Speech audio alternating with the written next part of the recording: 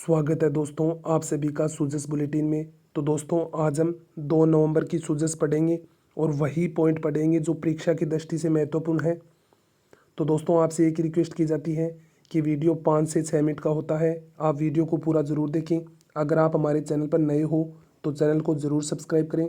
तो मैं आपका ज़्यादा टाइम न लेते हुए वीडियो को स्टार्ट करता हूँ हमारे पहले पॉइंट के साथ। तो आज का हमारा पहला पॉइंट है खाद्य सुरक्षा योजना। अब यह योजना क्या है इसे हम पॉइंटों के माध्यम से पढ़ेंगे। राज्य के नागरिकों को राशन की सुविधा प्रदान करने के लिए खाद्य सुरक्षा योजना को शुरू किया गया है, जिसके अंतर्गत प्रदेश के गरीब और ज़रूरतमंद लोगों को उचित दर की दुकानों से चावल, गेहूं व अन्य राशन सस्ती दरों के अंदर उपलब्ध करवाया जाएगा। तो कहने का मतलब है कि राशन कार्ड के माध्यम से गरीब और ज़रूरतमंद परिवारों को जो भी चावल या गेहूं अन्य राशन सामग्री है उसकी रेट हाई होती है, उन्हें राशन कार्ड के माध्यम से कम कीमत पर वो राशन उपलब्ध करवाया जाएगा। और यह योजना किसके द्वारा संचालित की जाती है? यह योजना NFSA, अगर इसे हम शॉर्ट फॉर्म में बोले तो NFSA, और फुल फॉर्म क्या होती है NFSA की? National foods society act. आप इसकी फुल फॉर्म जरूर याद रखें। तो NFSA की फुल फॉर्म क्या होती है? नेशनल फूड्स सोसाइटी एक्ट के तहत संचालित होती है ये योजना। तो अभी यह योजना चर्चा में क्यों है, इसको हम पॉइंटों के माध्यम से पढ़ते हैं।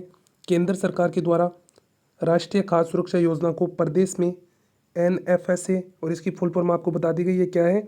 नेशनल फूड सोसाइटी एक्ट के माध्यम से लाभार्थी को अधिकतम संख्या इसके अंदर दर्ज की गई थी, और वो अधिकतम संख्या कितनी थी? 4.46 करोड़ होने के बावजूद इसके पोर्टल को बंद कर दिया गया था। और कब बंद किया गया था? 18 मई 2020 को।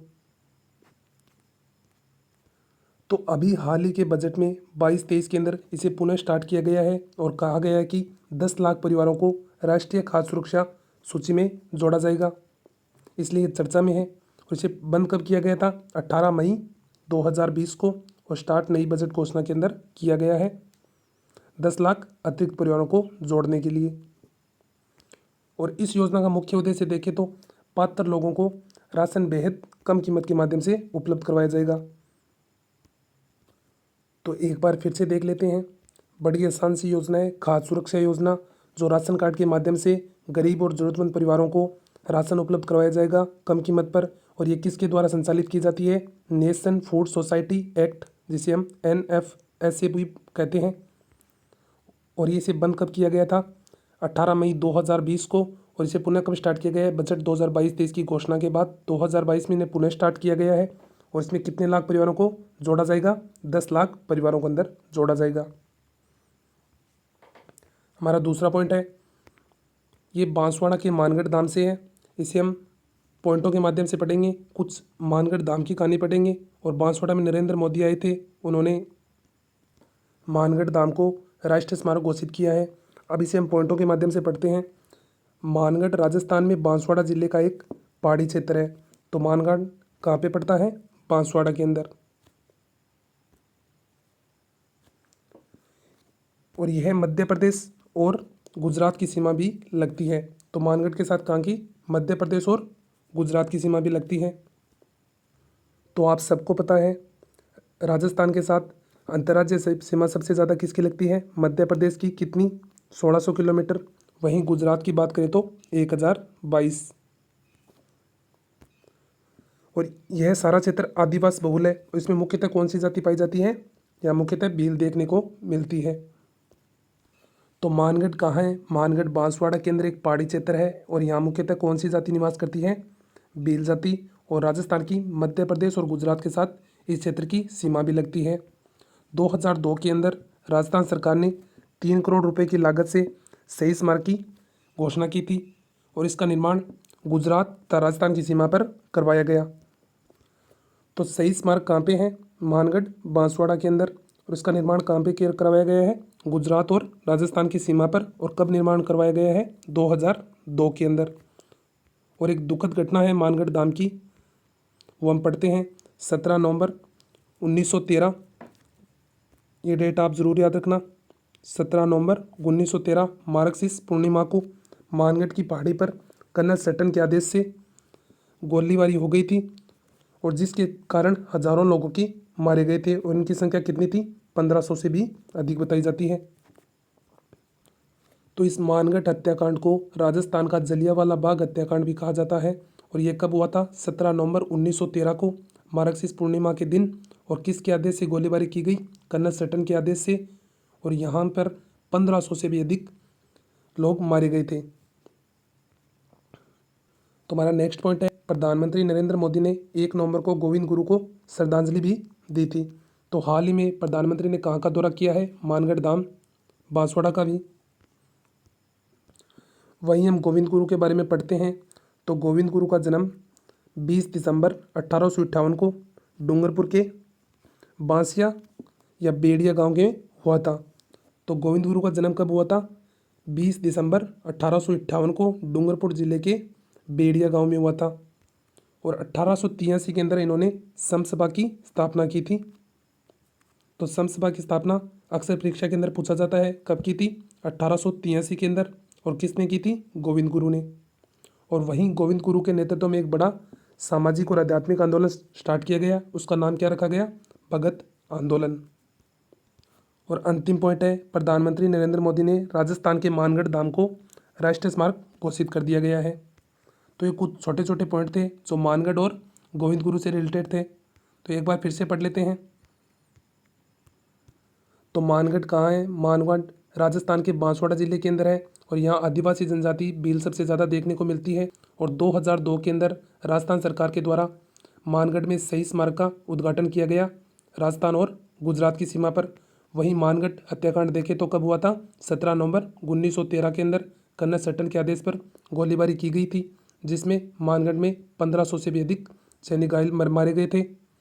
और प्रधानमंत्री नरेंद्र मोदी ने 1 नवंबर को गोविंद गुरु को श्रद्धांजलि दी थी। ये पॉइंट आप जरूर याद रखें। तो प्रधानमंत्री नरेंद्र मोदी ने हाल ही में कहाँ का दौरा किया है? मानगढ़ धाम, बांसवाड़ा का। और गोविंद गुरु का जन्म कहाँ पे हुआ था? डूंगरपुर जिले के बेड़िया ग्राम के अंदर। इन्होंने समसभा की स्थापना कब की थी? 1883 के अंदर। और गोविंद गुरु के द्वारा जो आंदोलन चलाया गया उसे भगत आंदोलन कहते हैं।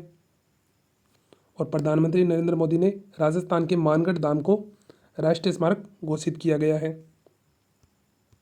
ये छोटे छोटे पॉइंट थे जो परीक्षा की दृष्टि से महत्वपूर्ण थे, आप इन्हें जरूर याद रखें। और इसका नेक्स्ट पॉइंट हमारे आज का, अंतर्राष्ट्रीय पुष्कर मेले का विधिवत शुभारंभ कब किया गया है? 1 नवंबर को मुख्यमंत्री अशोक गहलोत के द्वारा इसका उद्घाटन किया गया। तो पुष्कर मेला कहाँ पे पड़ता है? अजमेर के अंदर। और इसका शुभारंभ कब किया गया? 1 नवंबर 2022 को मुख्यमंत्री अशोक गहलोत के द्वारा। हमारा नेक्स्ट पॉइंट है, राजस्थान इंटरनेशनल एक्सपो का आयोजन कब कराया गया? 11 से 13 मार्च 2023 को। कहाँ पे होगा? जोधपुर के अंदर। जरूर याद रखें, परीक्षा की दृष्टि से महत्वपूर्ण। राजस्थान इंटरनेशनल एक्सपो का आयोजन कब होगा? 11 और 13 मार्च 2023 को। कहाँ पे होगा? जोधपुर के अंदर। और ये इंटरनेशनल एक्सपो है क्या, वो हम पढ़ते हैं। प्रदेश में निर्यात में बढ़ोतरी के उद्देश्य से इसका आयोजन किया जा रहा है। तो कहा जाए तो इसमें अलग अलग प्रकार की प्रदर्शनी लगाई की जाएगी, जिसमें हस्तशिल्प, ज्वेलरी, सिरेमिक एवं अन्य उत्पादों को व्यापक स्तर पर प्रदर्शित किया जाएगा। तो यह आयोजन किस लिए किया गया है? राजस्थान के अंदर निर्यात को बढ़ाने के लिए दिए। और राजस्थान के अंदर निर्यात में कौन सी रैंक है? 12वां स्थान रखता है। तो राजस्थान इंटरनेशनल एक्सपो का आयोजन कहाँ पे किया जाएगा? जोधपुर में। और कब किया जाएगा? 11 से 13 मार्च 2023 को। और इसका क्यों आयोजन किया जा रहा है? कि राजस्थान में निर्यात को बढ़ावा देने के लिए।